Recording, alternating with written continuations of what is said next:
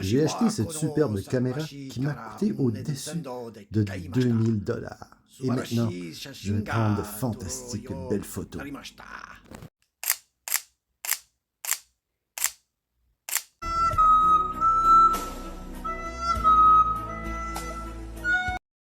Maudite ma...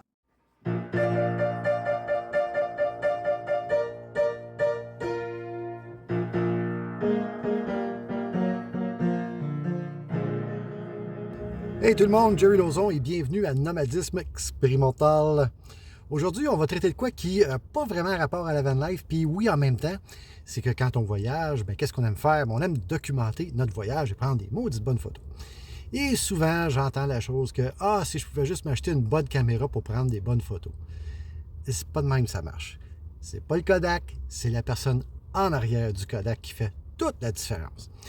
Il y a 3 affaires que vous avez besoin pour faire de la belle photographie puis qui coûtent absolument rien. C'est des connaissances, apprendre ces connaissances-là, de la pratique et quelque chose pour prendre des photos avec. Fait que je vais faire 2 parties parce que je pense que chacun des sujets est assez important qui mérite sa propre vidéo. On va parler de composition et on va parler de lumière. Alors, celui-ci, on va commencer tout de suite avec ce qui est le plus facile à mettre en pratique, c'est la composition. Alors, on y va. Bon, c'est quoi mon expérience en tant que photographe? Là, une quinzaine d'années, j'ai décidé de faire l'effort d'apprendre à c'est quoi la photographie et comment faire de la vraie photographie. Comme tout le monde à l'époque, j'utilisais des petites caméras jetables, si on parle avant le digital. J'ai eu ma première caméra digitale et dessus, il y avait le mode manuel. C'est ça qui m'a intrigué à savoir comment ça marche ça. Et j'ai commencé le parcours qui m'a amené jusqu'ici aujourd'hui. Mais la vraie affaire qui m'a accroché, c'est que j'ai un copain qui m'a donné, merci Zach, une vieille caméra Olympus à film 35 mm, mais c'était une bonne caméra. Et j'ai foutu un film dedans. Et ça m'a lancé sur un parcours absolument incroyable. Tout le monde me dit « Ah, tu fais encore de l'argentique? » Non, j'ai commencé à faire de l'argentique pour le vrai pendant le transfert au numérique. Et ça m'a apporté... écoutez, j'ai même fait de la photo de presse lors du printemps érable. J'ai couvert des centaines et des centaines de manifestations. J'ai rencontré des vrais photographes de presse. Je parle de Peter McCabe de la Gazette, qui est rendu un grand chum et qui apprécie ce que je fais aussi. J'ai fait de la photo de rue, j'ai fait de la photo en studio, des portraits, j'ai fait des événements, j'ai fait 3 mariages. J'en ferai plus jamais d'autres. Et puis, je vais vous dire, comparé à éviter les gaz lacrymogènes et les matraques, faire du paysage, j'en arrache encore. C'est pas évident. Mais quand on applique les principes de la composition, ça facilite beaucoup les choses. Fait que je vais vous présenter la règle de 3, qui est la règle de base. Maintenant, il ne faut pas appliquer ça à absolument tout ce que vous faites. Exemple, si vous prenez une photo de groupe, là, tu prends la photo du groupe. Mais pour tout le reste, la règle de 3, c'est la base. Il y en a d'autres que je vais toucher à, mais la base. Pour commencer, la règle de 3, on ne se trompe pas avec ça. C'est quoi ça, la règle de 3? Et que c'est pas compliqué. Je suis en train de l'appliquer en ce moment même. Vous en rendez même pas compte. Puis après que vous apprenez c'est quoi, vous ne regarderez plus jamais un film ou une photographie de la même manière. Pour commencer, là, le Kodak, c'est vraiment pas important. Tout le monde aujourd'hui, on a un téléphone. Ça, c'est mon vieux S8. Là, c'est une antiquité. Là, mais elle est encore bonne. Tu as fait des maudites bonnes photos. Puis, l'appareil avec lequel je filme en ce moment, c'est un S21 qui fait des photos incroyables parce que j'ai le choix de 3 lentilles. Donc, quelque chose de large, quelque chose de simple comme un 50 mm, puis un qui agrandit 3 fois. Lui, il y en a juste une. Mais quand même, avec ça, j'ai réussi à faire des maudites belles photos. Donc, composition. Puis, vous avez tout un téléphone. Et la qualité des images qui sortent de là aujourd'hui, c'est assez incroyable. Fait que, borderez-vous pas d'acheter une caméra avant d'apprendre comment faire la vraie photo. Anyways.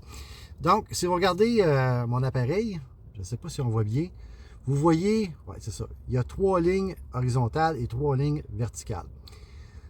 Ça sert, puis vous pouvez l'activer sur votre téléphone. Allez fouiller un peu là, dans les settings, vous allez le trouver. Puis elle va toujours être là. Je laisse en permanence, je n'ai plus de besoin parce que je l'ai tellement fait souvent que ça se fait tout seul à cette heure.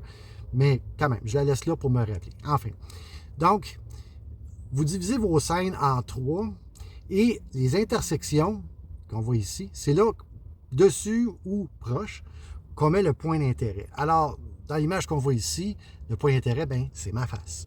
Fait qu'elle se trouve à cette intersection-là, direct ici.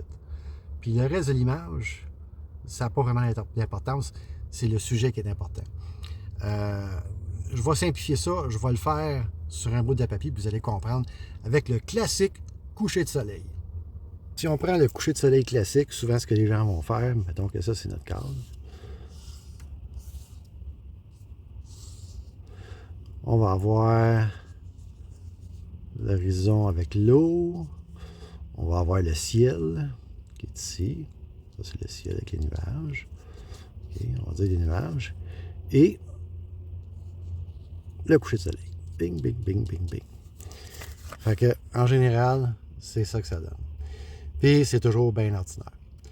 Mais là, la même image, prise d'une façon différente, en utilisant la règle de 3, ça change toute la donne. Et je vous montre ça tout de suite.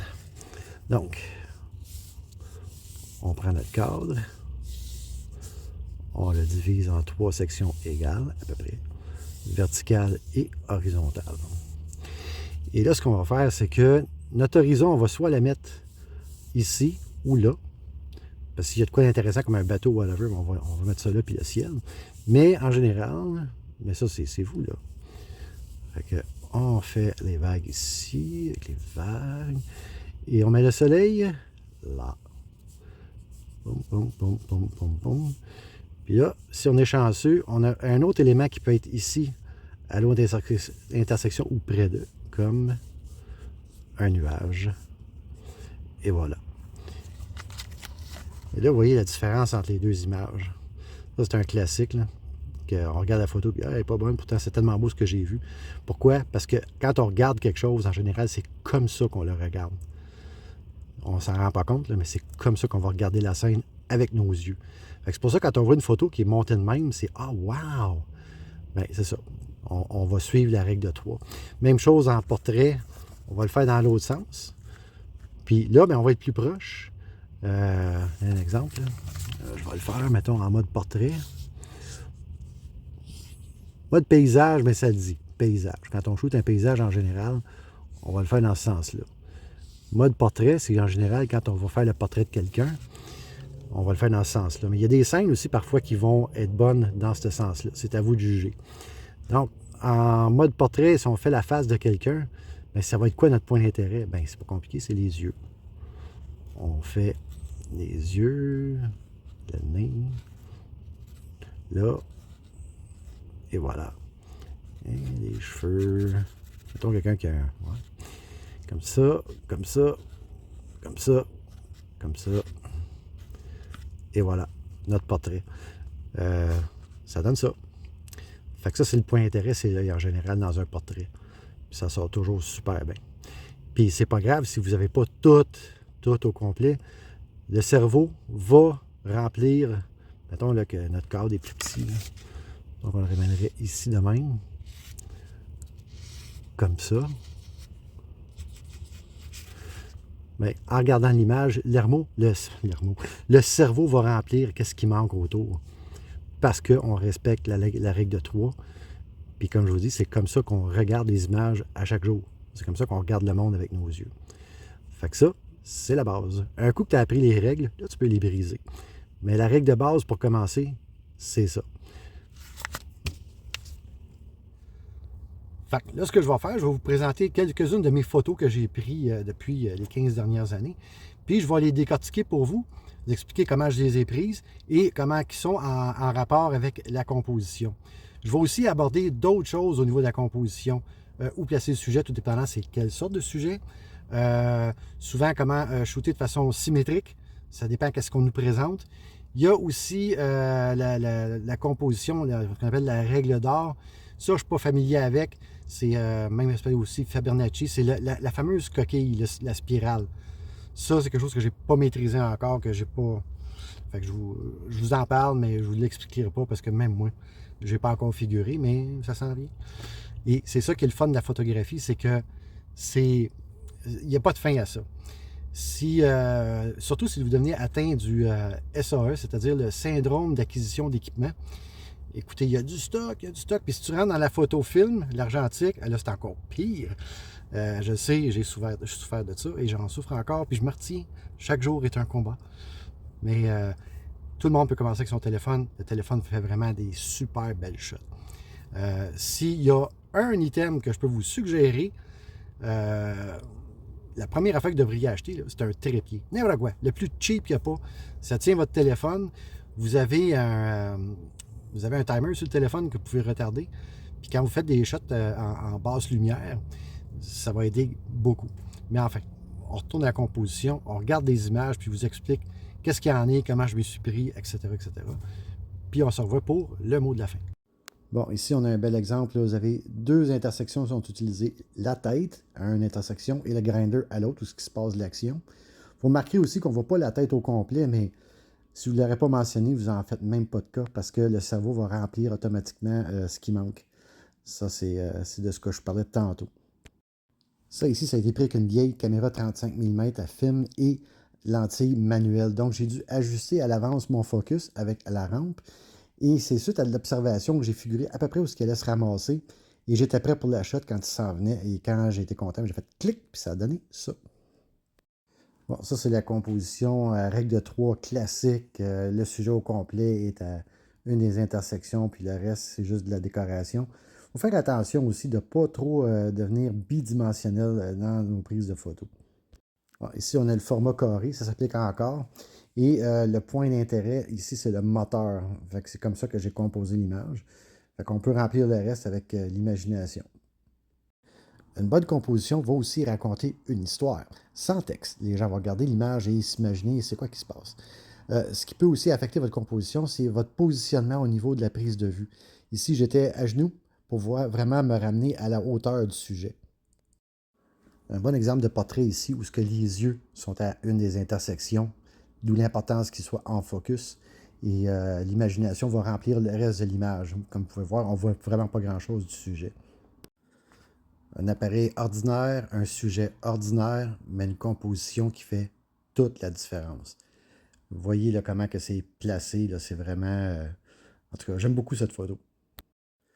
Ici, 2 points d'intérêt qui sont soulevés. Le vélo, ma personne au pied, la pierre tombale. Et voilà, ça raconte une histoire. Bien sûr, ça a pris un trépied et le timer pour ça.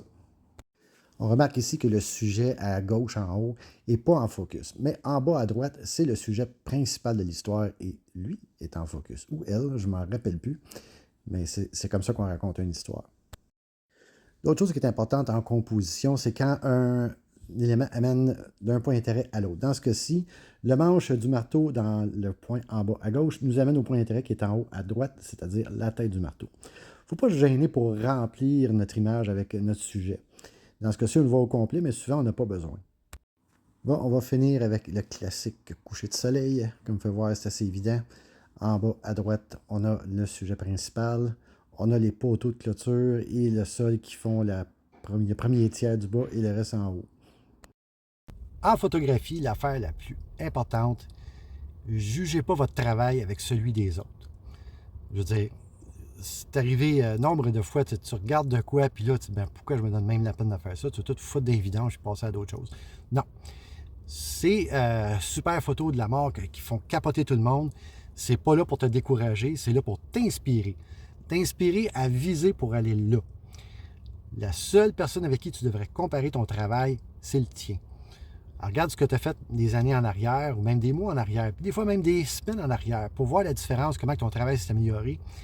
Et si tu es malchanceux, il va t'arriver ce qui m'est arrivé, où ce que je regarde mon travail 3 ans en arrière, surtout en photo de rue, puis je regardais ça, puis je fais comme, hey, ce que je fais aujourd'hui, c'est de la cochonnerie comparé à ce que je faisais dans ce temps-là. Et là, je suis rendu au point où je m'inspire moi-même parfois.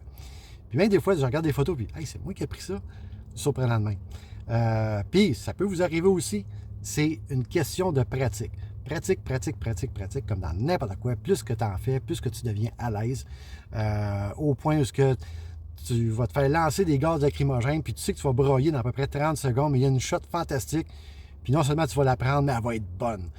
Bon de même, à force de faire de la pratique, fréquenter d'autres photographes, des sorties en photo avec d'autres personnes, savais que c'est une activité bien intéressante. Ouais, il y en a qui pètent plus haut que le trou, là, mais les autres, on les met de côté. Concentre-toi sur ce que toi tu fais, inspire-toi des autres. Puis c'est sûr, quand on s'entoure d'autres, des bons photographes, mais qui sont aussi des bonnes personnes, ça aide énormément. On apprend des trucs. Comme j'ai appris avec Michael Morris, qui est un photographe de Los Angeles, qui m'a montré au niveau de la lumière, qui est la prochaine partie dans la prochaine vidéo. Hey, j'espère que vous avez apprécié ça. Puis, on se voit au prochain. Bye!